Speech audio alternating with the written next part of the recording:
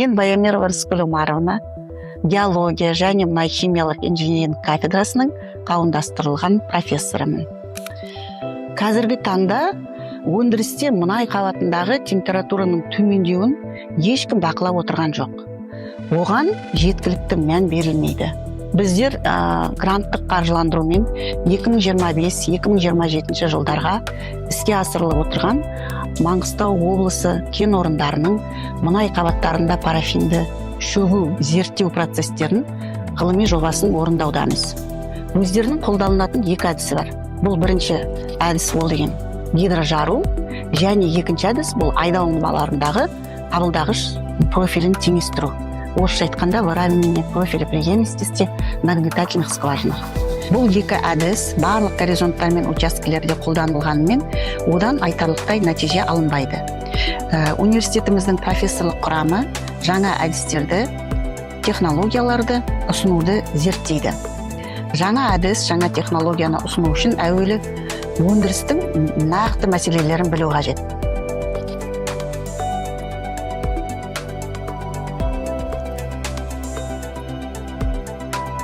Қабат температурасын арттыру бұл деген өте күрделі процесс.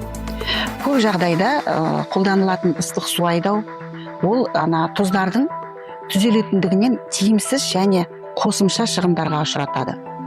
Сондықтан ұңғыма түбінде температураны 400-500 градус Цельсиясында көтеріп, үлкен қысым жасап, содан кейін барып ұңғыт маңын әрі тазалап, әрі парафинді ертіп, сосын қабаттың өткізгіштігін арттырудың кешенді әдісіне қол жеткізуіміз керек.